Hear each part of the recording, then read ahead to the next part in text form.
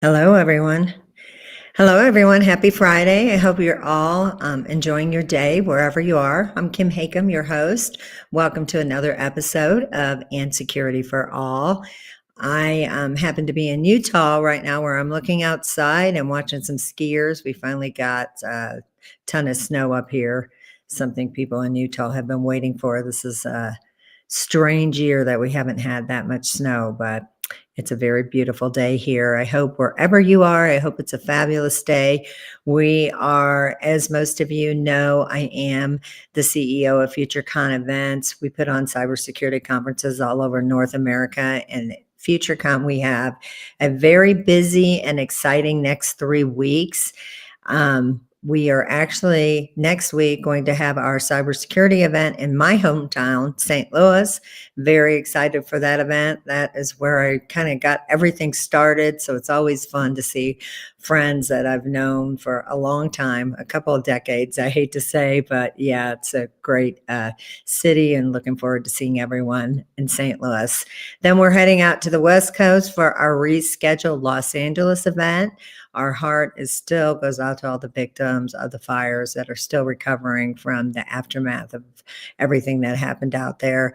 Hopefully we can just bring a tiny bit of light to some of the attendees day who might be attending our event next week.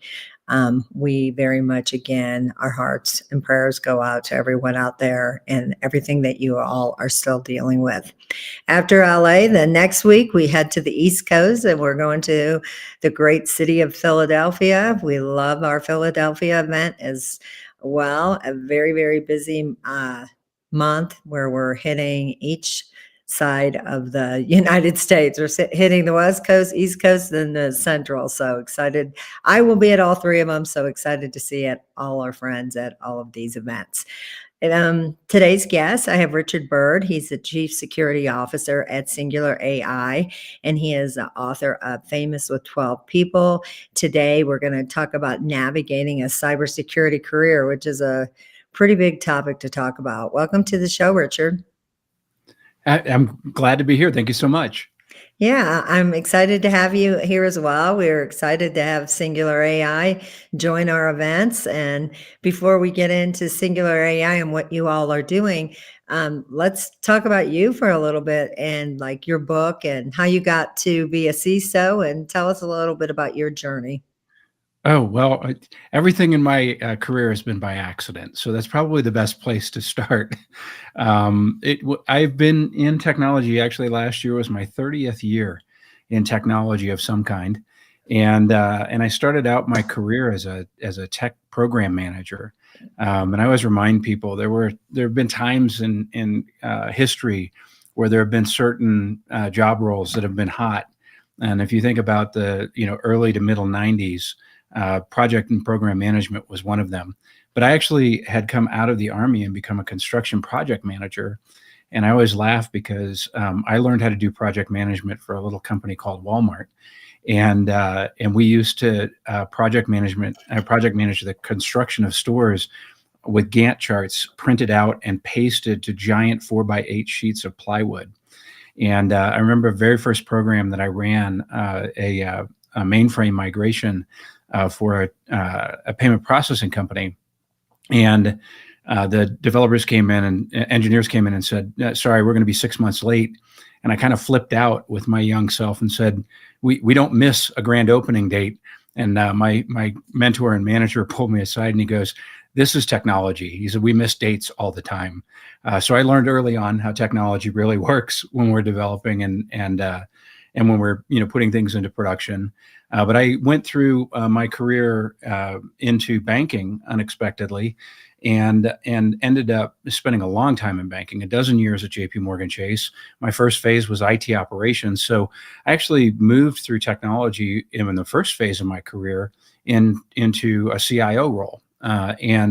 Once I realized that being a CIO wasn't all that I thought it was going to be, I took up an invitation to return to JPMorgan Chase in the early days of centralized information security.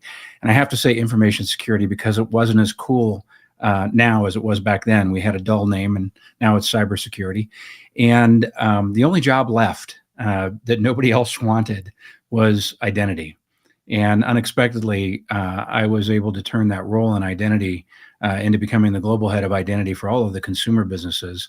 And then that pushed me into CISO roles. So I spent 20 plus years on the enterprise side in executive technology management roles. And then I decided that I was really worn out in the corporate world, thought I was going to consult for a year or so. And then I started talking with startups.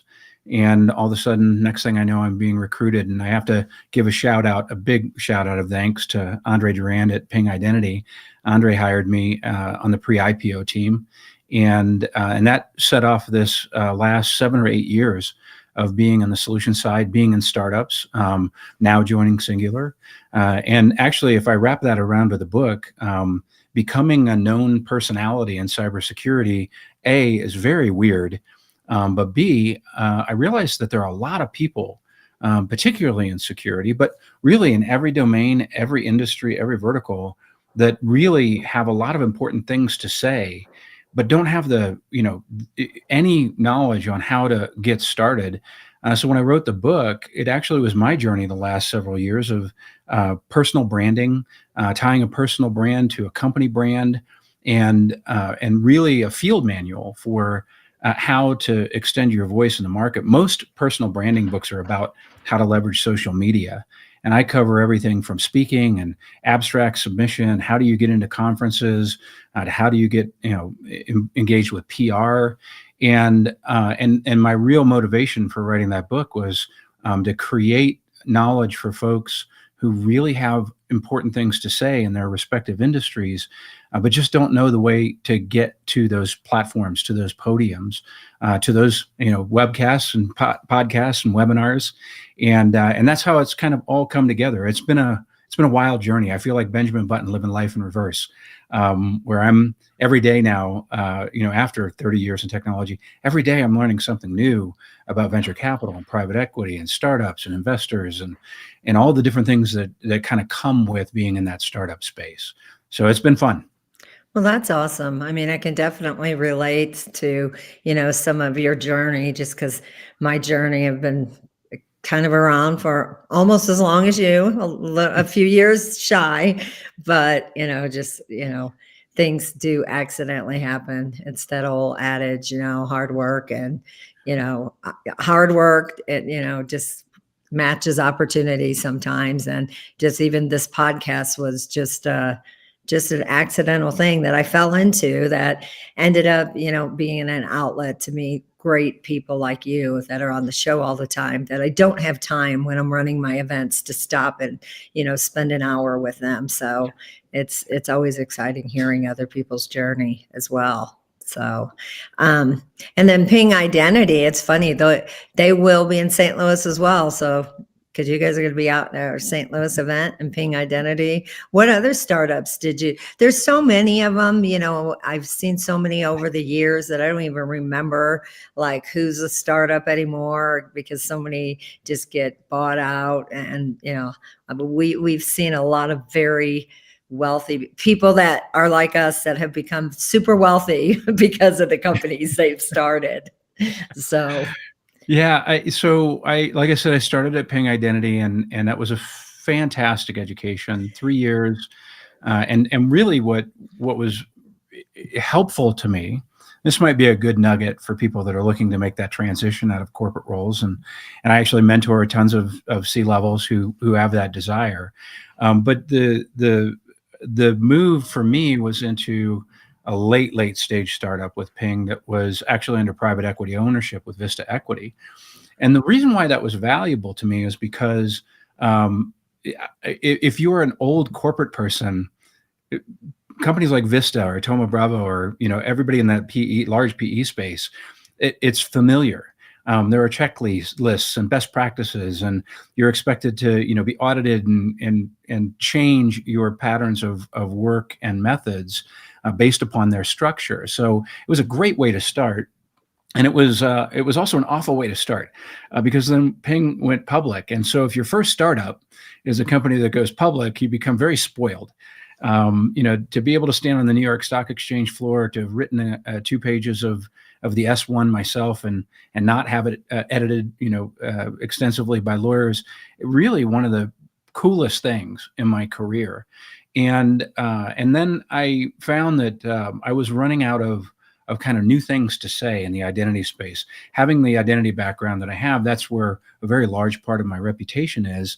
And I thought, well, maybe it's time for me to try something new. And this is going to sound a little odd, but I won't name the second startup. I was with them for a year. And the reason is that you find out that startups are very emotional enterprises. You work very hard. There's a lot of personal attachment to messages and that kind of thing. And this particular startup didn't work out the way that I ever expected. Matter of fact, it was unexpectedly bad. The people that I worked with were great, but the mechanics of taking on the market and being successful just weren't really kind of in the wheelhouse for that particular company. And that opened up an opportunity where I had started, which is part of the progression of the career on this side of the equation. I had started doing some advising. And advising opened up a very unexpected opportunity for me to join Traceable AI. And it was in the API security space. And probably a second nugget of help around, career growth. I remember talking to the founders, Jyoti Bansal and Sanjay Nagaraj. And I was like, look, guys, you don't need me. Like API security, I'm an identity guy. Like, why would you think I would fit? And then they started to educate me on API and APIs, and I learned a ton about the intersect of identity with APIs, and then that became a leaping off platform for really deep diving, going down the rabbit hole on API security for a couple of years. Traceable then was just recently merged into Jyoti Bansal's other company, Harness, and that's a CI/CD platform. And then that created another transition where I'm not necessarily a good fit on the DevOps side of the equation. And the next thing I know, I received a phone call from Shiv Agarwal at Singulr, and he said, hey, we want you to join the team. And I think this is one of the fun things about building that personal brand. It creates pathways where job opportunities will come your direction without you having to submit resumes, without you having to post to job boards. And I'm sensitive to the fact that it's a very tough time, for a lot of people in technology, as layoffs are happening. The federal government layoffs are coming on en masse, and people are applying, to thousands of jobs. But by building a personal brand, I've been in a situation where I haven't applied for a job in over a decade, just because it's this self-sustaining flywheel of reputation and credibility that you create by being, something that an asset that companies want. And so it's been a nice progression to go through startups. But like I said, Benjamin Button, I went from pre-IPO to IPO and joined a pre-revenue stealth company that just launched about 3 weeks ago. And the mechanics of each one of those stages and phases is so totally different. That's where that learning continues. It's a lot of fun.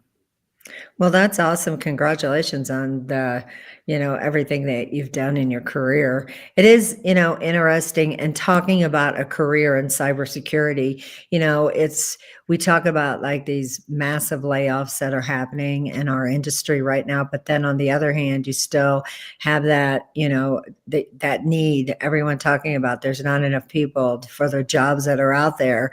It just is such a gray area that's just you don't even understand it. I don't understand it. Maybe you understand it, but I don't understand. I am seeing so many CISOs that I have a huge connection with CISOs all over, the country, and I'm seeing so many of them, probably for protection for themselves, stepping down from roles and trying to get over either being a VCISO or, just trying to get over on this side of the things where you are. So where do you think we're going? I mean, I know that's a big question, but it's just, we're seeing really big changes in the industry right now. Well, one of the really fun things about what I get to do is just the network that I have, and I'm really fortunate that some of those people in my network that I would consider mentors I've had for a long time, and one in particular is Jim Routh. And Jim and I were having a conversation a few weeks ago, And I said, look, I don't have anything on my agenda for, this month's conversation. I said, I just have a question. And I said, I'm talking to so many of my CISO friends in the enterprise, and they're talking about, layoffs. They're talking about reduction in budgets. They're talking about, I have to try and find some way to offset costs that I've been spending in this area to be able to afford solutions in another space. And I said, Jim, what's going on? And he said, hey, do you remember when we were CIOs? He said, back in the, late aughts. And he said, what was it like? And I said, oh man, that was hard. As we were just getting hammered for using too much storage, and we had too many redundant applications, and we had too many, of this and too many of that. And we were given, really strict mandates to deliver more value with less. And that drove a ton of consolidation and convergence across, a very diverse technology landscape. And it forced us to refactor a lot of applications. Of course, cloud, came on, and that began to help in that effort. But it was really hard to be a CIO or a CTO in the late aughts. And he said that's exactly what's happening to CISOs now. All right, CISOs are being driven to be more business leaders than to be technology leaders. And as part of being a business leader is running efficient and cost-effective organizations. There are still tons of all the different organizations that I'm involved with, kind of outside of the workspace, the CISO Society and NIST and ISO and these different organizations. The questions keep coming up, like, how do I show return on investment? How do I show business value as a security practitioner or a CISO against what I want to purchase? And to have that still be a question 20 or 25 years in is problematic, right? Because now CISOs are being forced to show things like cost savings and efficiency improvements in an area that wasn't really built around those metrics. So to kind of tie that off, I would say that over the next probably 24 months, I think it's going to be a rough patch. I think that we're going to see a lot of restructuring that's going on relative to budgets and cost effectiveness.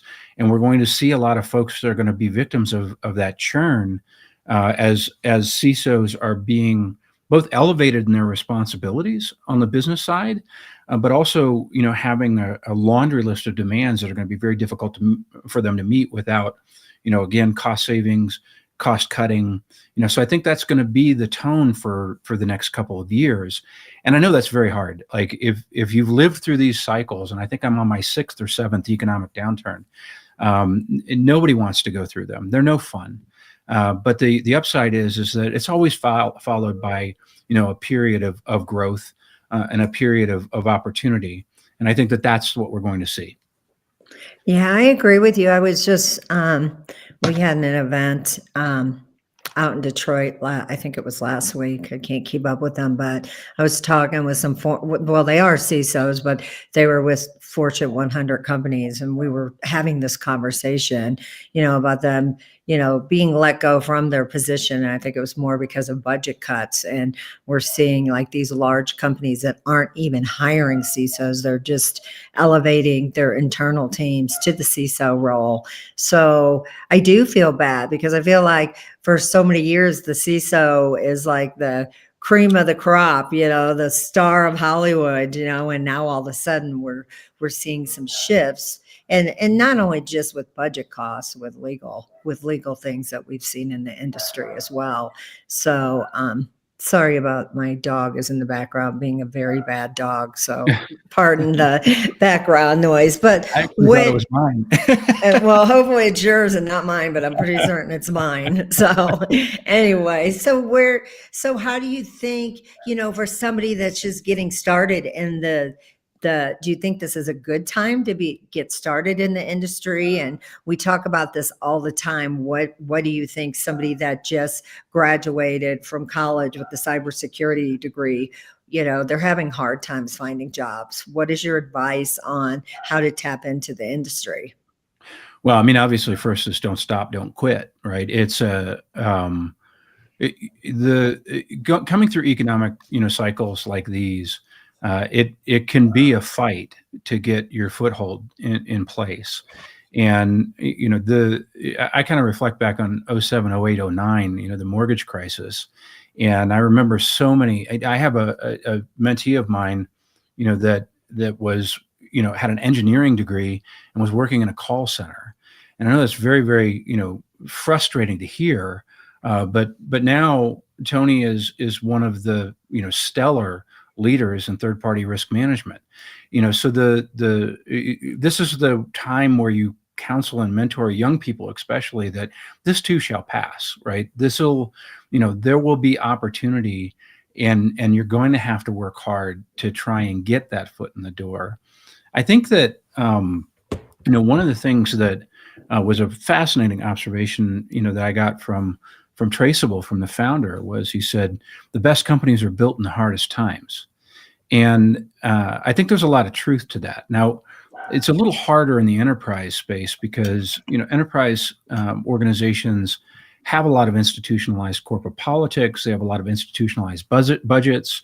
There's turf battles, right? And those dynamics can make it, difficult for companies to, produce a better company during downtimes, which is why we see kind of the immediate knee-jerk reaction to be, cut costs, right? And the reason is because, and I remember this, like I had somebody talk to me years ago when I was in corporate, that was in the startup world, and they said, well, what's the big difference? I said, well, every time you sell more, you get more money, right? You either get more compensation or you get more funding. I said, every time I exceeded expectations in my job, and I said, I was told, that's great, do the same thing or better next year with 10% less money. That's the enterprise reality, right? So when we look at the way that companies get better in downtimes, they are very different between the solution side and the enterprise side, the mechanics of it. But there's still truth in that reality that companies get leaner, they get faster, they get more efficient, they get smarter. That creates opportunities. But if you're in that entry point trying to get in, you're just going to have to recognize that you're going to have to knock on a lot of doors, and you're going to have to not give up. And I know how difficult that is. Even though I've not had to do a job posting, in 10 years, I know what it was like to go try and find that next job. I know what it was like to put out 347, applications and not get any responses. And it's hard. You just have to, build resilience, and you have to build that internal strength to get through this, because it's not going to stay this way forever. I agree. It's definitely not going to stay this way. I think, it's just cyclical. We're on a roller coaster, and I've seen it several times. Cybersecurity is not going away. Breaches are getting worse. AI is here. We've got so many issues that we have to deal with. So how do we get ahead of that with the downfall of just, the community right now? Well, look, I guess I will, spend the cynical and skeptical part of my personality in the conversation, something I'm pretty well known for. I think it's unconscionable that enterprises are cutting security, especially given the reality that the track record of enterprise security is just so bad. And if you're in an enterprise role, I'm sorry, I don't mean to insult you. It's just math. Right, we're moving into trillions of dollars of losses.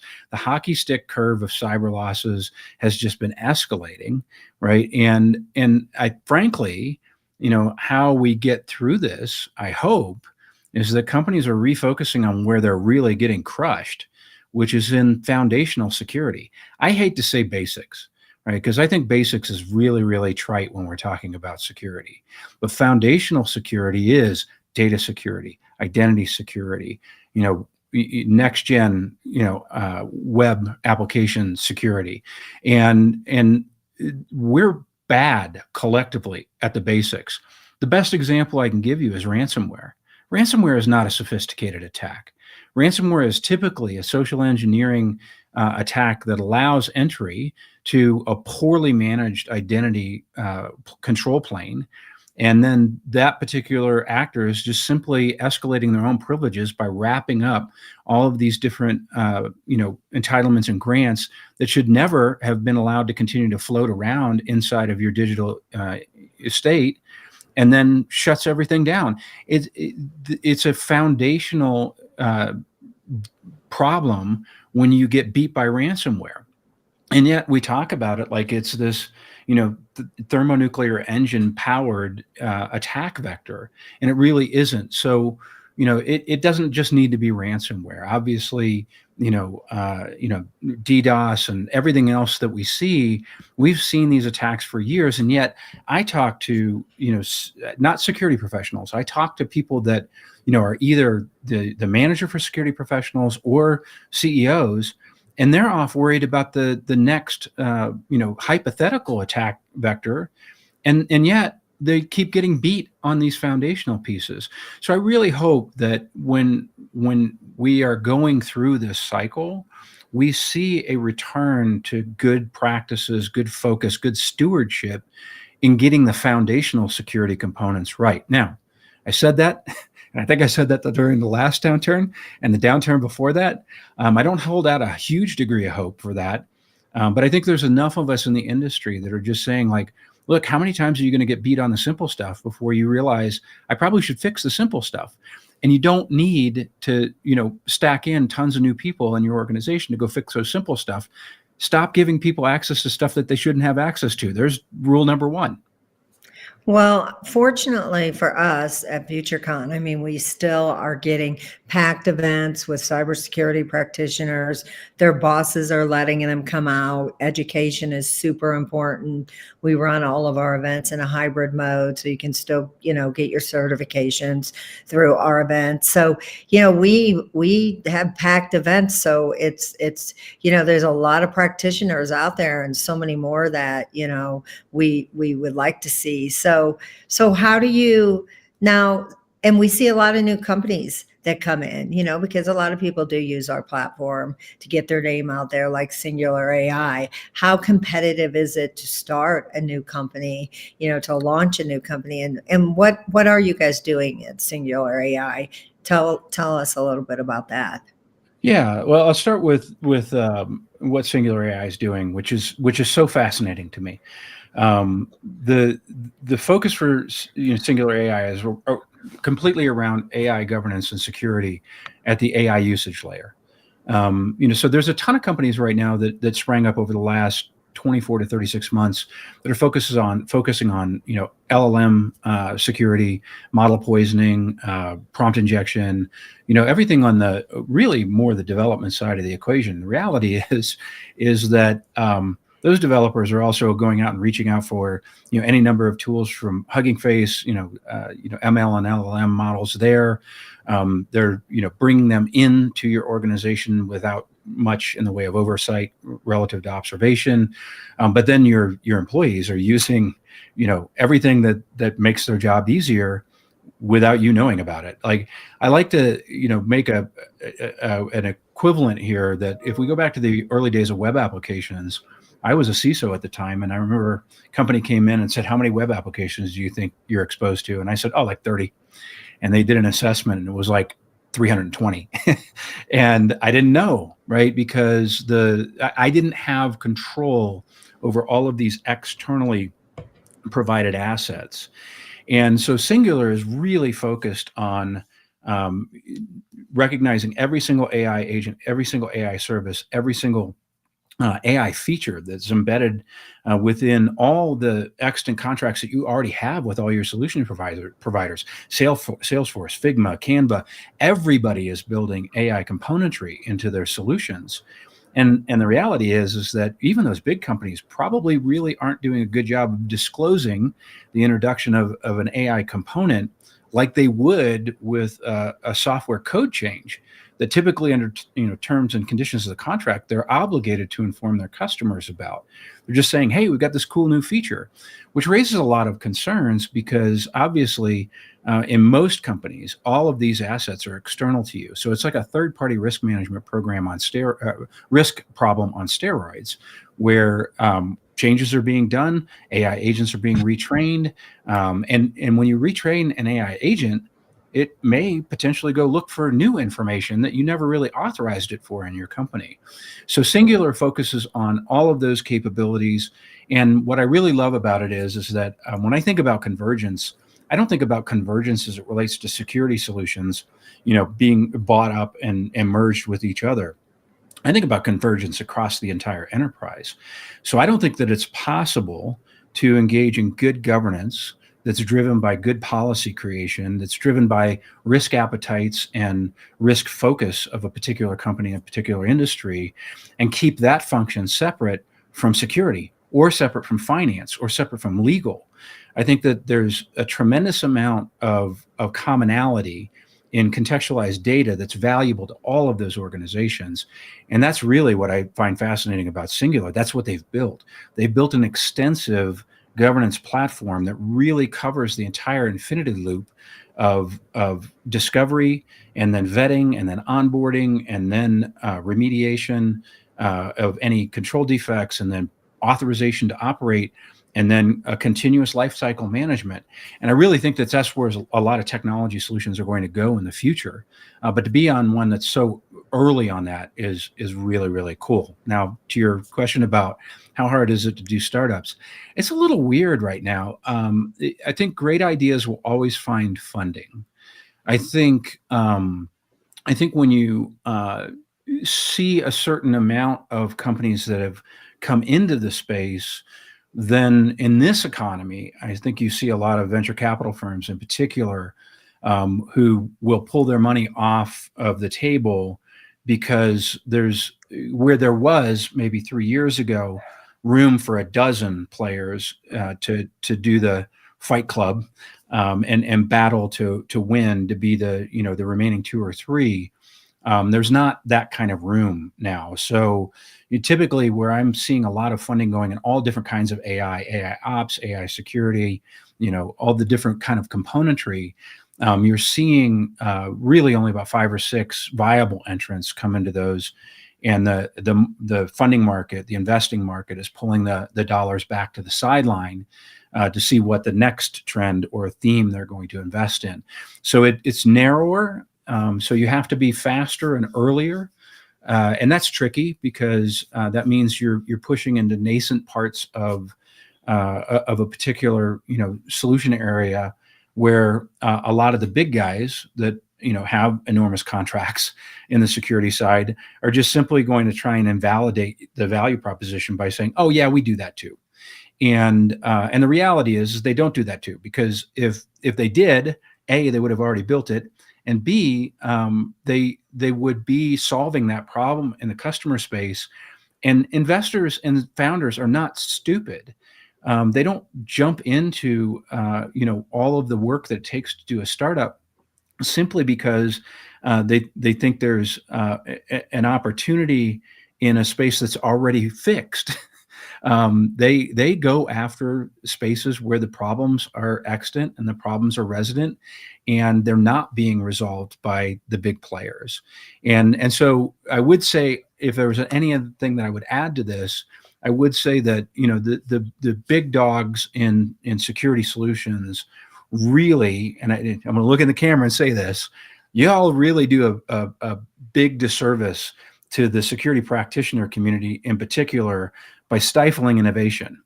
And I'd love to say that you guys can innovate as fast as the startups do. The truth is that y'all are public companies, and you can't go park $25 million and go tell your investors that you're going to spend 12 months developing, a solution to get to parity with these startups, and the investment community being happy with that. They're going to ding your stock. So I think that we really need to find a better ecosystem where large security solution companies are actually incentivized and helping startups. Maybe they acquire them at some point in the future. And there are some really great, funds. Okta's got a great fund. Dell's got a great fund that are doing that. But we need more of that in the security solution space because there's too much stifling of innovation. Well, kind of talking about that and some of the bigger companies and when you talk about AI, I think there's a lot of misconceptions when it comes to AI security. And what do you think security leaders need to rethink when it comes to AI security? Because there's a lot of cool things that I see in AI that Yeah. we see every day. It continues to evolve, but it kind of reminds me of when we used to talk about zero trust. Every single company was a zero trust company. Now every single company is an AI company. So give Yeah. us shed a little light on that for us. Yeah, AI security is fascinating to me because first of all, it's already a confusing statement. Is it AI security or is it security for AI? And so you do see trends that are happening kind of in both of those channels, right? The AI security tends to be more of the model poisoning focused, prompt injection kind of space. And then security for AI is really around AI functionality, AI usage. And what I would tell people is that when we look at AI security, you're really looking at AI operations and AI management and AI governance. And very few companies are on the vanguard for that particular reality, right? Most companies are saying, I don't even know how to craft a usable AI policy currently. I'm going to default to my, user acceptable use policies, right? And the real challenge that I've been trying to express to all of my CISO colleagues is we have, and I'm really glad that you mentioned zero trust. I've been involved with it for a long time with my buds Kinder Vag and Chase Cunningham. But the reality is that we have built security architectures over the last 30 years to be focused on static assets, right? Code that we know in software, databases and data elements and data stores that we know, and all of these different kind of components that don't change, right?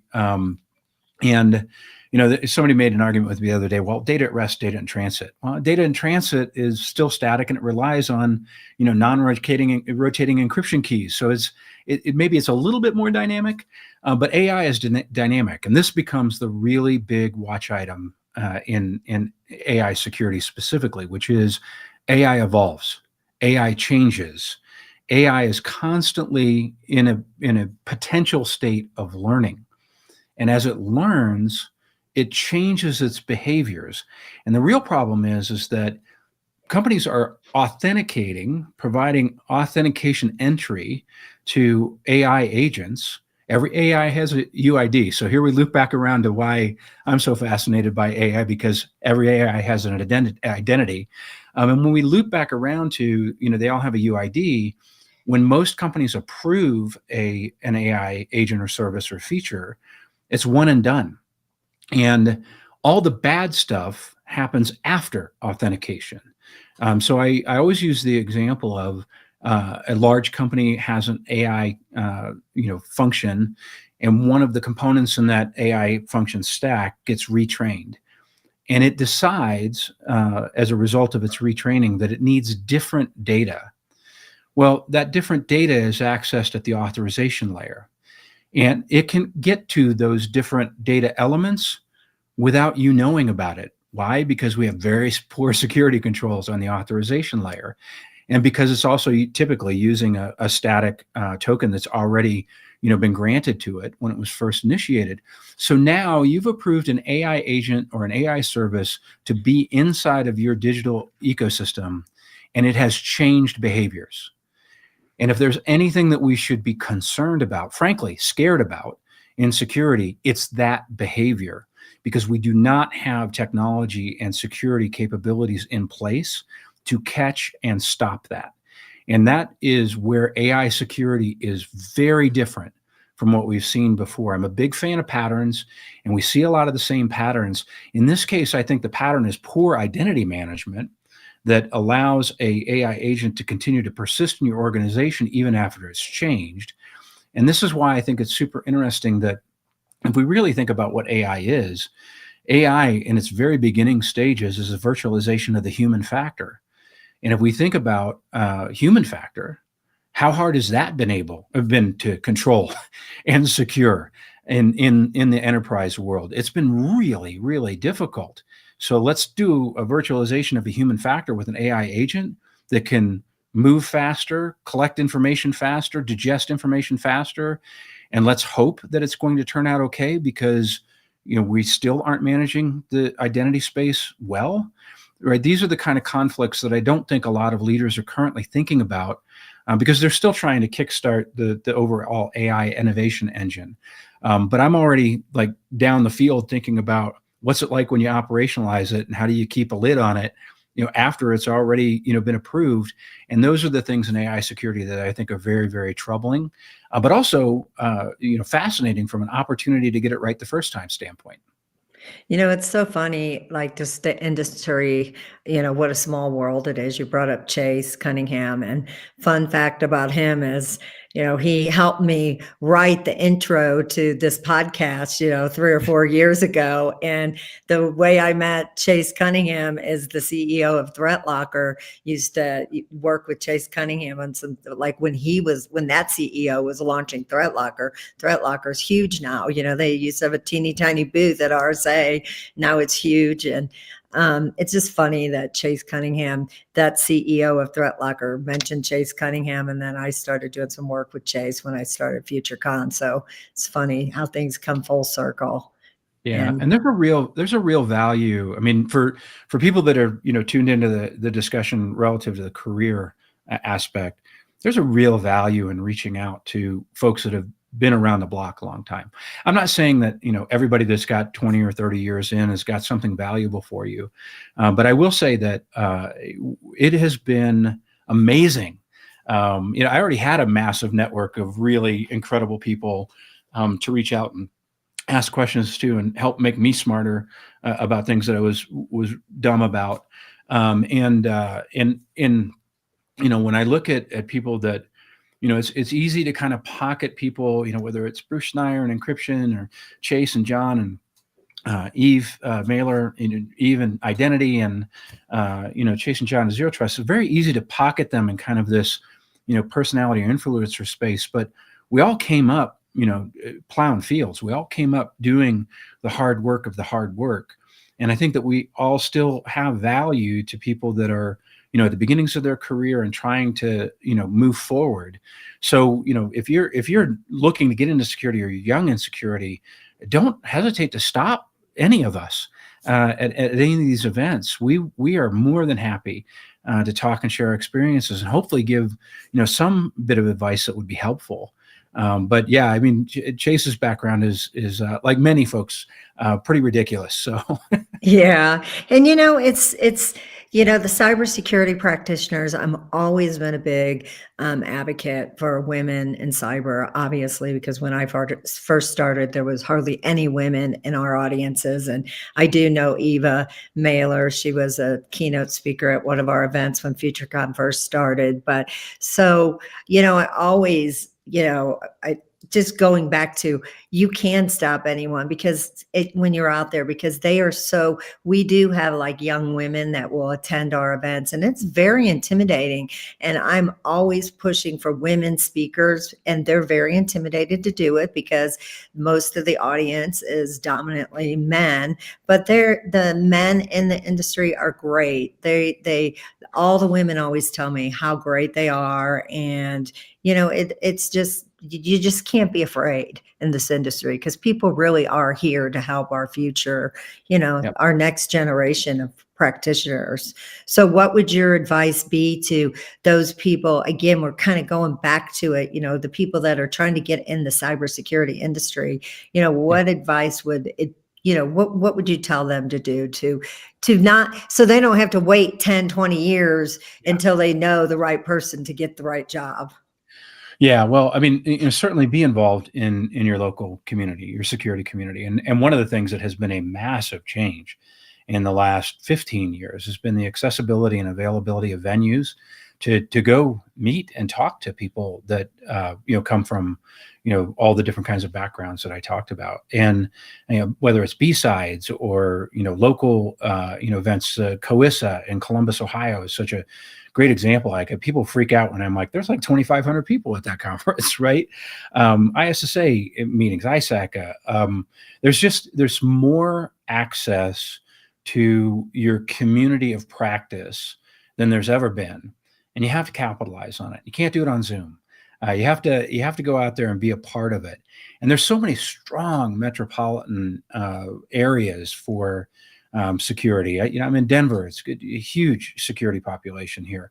Atlanta, Chicago, Boston, St. Louis. You just kind of keep going, and so there's opportunities there. I do want to kind of come back to your point about women in cyber, because one of the things that has been kind of funny as this last year or so has inspired me to talk about all of these different personalities that I know, is a lot of them will hit me up after these kind of webinars and go like, dude, why'd you mention my name? And I mention all of these names because I think there are a lot of people in the start of their cybersecurity career trying to get in who don't know who all these people are. And they're worth following and they're worth learning from. And so when you said women in cyber, I immediately thought of Helen Patton, been a friend for so long. We both worked at JPMorgan Chase when she was in asset and wealth management at Chase, wrote a great book about careers in cybersecurity. It's been in the RSA bookstore, every RSA, since she published it. Jamie Lewis Gross at Savient is amazing, and Jennifer Cox, who's there as well. There's just so many great resources out there. But if you are starting out in cyber, you're going to have to go find them. You're going to have to, capitalize on the richness of this ecosystem to be a participant in the community of practice, and that will open doors for you. That we all remember stellar talent that we've talked to every time we're at these conferences, every time we've had these conversations. And I will tell you that the way that the security community works, it's a much smaller practitioner community than technology overall. We're always talking with each other, not just on the solution side, but in the corporate side as well. And if you are bold enough and focused enough to be energized and motivated to participate in your communities of practice, doors will open. And I think that's probably the most important feature the most important function that people need to consider when they're trying to make progress in their career as it relates to security. It's one of the best things about my job is we do have students that come and volunteer at our events. And so many times we see a year later, that student is back as an attendee because they went and talked to our keynote speaker. There's one in St. Louis, that the CISO for First Bank, he ended up hiring one of our students, and now she's an attendee. I sit on the board of WECs, and we had an event this summer, and she showed up with this CIO there, and it's just nice to see. It's not that difficult. I don't mean to say it's not that difficult, because it really is difficult, but you just have to do it. You just have to go to those chapter meetings and meet people that are at those events. Go to, B-Sides is a great event. Any of my competitors that are having an event, I know a lot of my competitors, and I'm always, when I see them at big events like RSA, I'm like, you guys look at my schedule. We should not be having the same event on the same day. We're doing a disservice to the community. And I think they do listen to me, because so far it hasn't happened yet this year. Yeah. So I'm hoping they're listening to me, because it's to all of our advantage to stagger our events. So, the community, the cybersecurity community, can come to both events and network with each other and not stay. And I understand, it's great that we do things in a hybrid mode, and we don't do it because of COVID. We do it because some cybersecurity practitioners just can't get out of their office. But there are those people that still don't want to leave their home. They don't want to leave their computer because they're too intimidated to come out there. So, yeah. We've got about 5 minutes left. So again, first of all, I wanted to ask you, what is that behind you? That whatever that is, that balloon or whatever it is. My Tell us my about that. yeah, my wife and I are enormous music fans, and that always comes with the question, "What kind of music do you like?" And I would say at this age and stage in my life, the only reason that I work, the only reason that I'm on advisory boards, the only reason that I'm chasing the gold ring is to pay for festival tickets, um, because it is what I love to do the best. So my wife and I have traveled all around the world to music festivals. Over the last 7 or 8 years, we've been to somewhere north of 50 or 60, inclusive of COVID. And the helmets behind me are Daft Punk helmets. They're fully functional. And I'm an enormous Daft Punk fan. It is a regret. I would love to have actually seen them. I hope that they will get the band back together. But all throughout the house, I have tons of music memorabilia, autographed guitars, and all kinds of things that I've collected. However, it's kind of weird. I've got 6 kids, and my kids are always, and they're all grown and adults now, and they're always like, whatever you do, don't mention music when they bring a new significant other over. And the boyfriends, the girlfriends, they're always like, why? And they're like, because they've seen everybody that you haven't. And I have a lot of fun with that. As an example, one of our friends, one of our daughters brought a young man over, and he said something about Lizzo. And I said, well, I saw Lizzo in 2016 in a yellow leotard with a flute playing to a track at 2 o'clock in the afternoon in front of 30 people.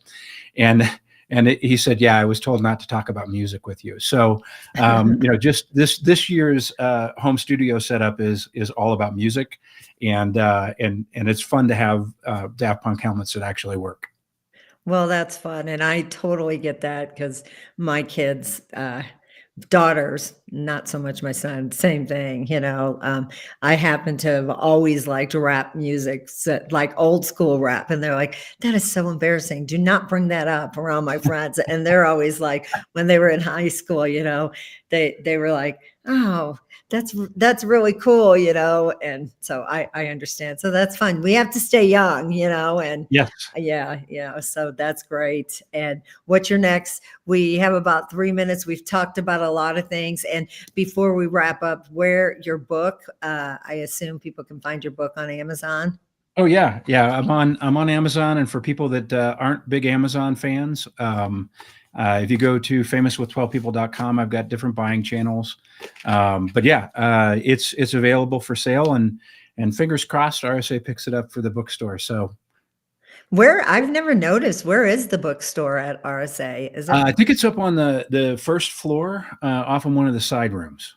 Oh, okay. Well, thanks so much for being here today. I look forward to seeing you next week at our St. Louis event. I know that you are going to be speaking at the event, so excited to listen to that. And for any of our viewers out there, our listeners, not viewers, or maybe both, you can just go to my LinkedIn if you guys are trying to get any kind of passes to our events. And we do post a lot of our speakers on any place that you listen to your podcast, including today. So super excited to have you on the show. There was so much more that we could have talked about today, so we'll have to have you back. But thanks again, Richard. Richard Bird, who's the CISO at Singulr AI. And again, check out his book, author of Famous with 12 People, which I'm going to have to check that out and read that as well. So thanks for being here today, Richard. Thanks for everyone that's chimed in today. I hope you all have an amazing weekend. Stay safe, stay secure, and we will see you next Friday. Thanks, everyone.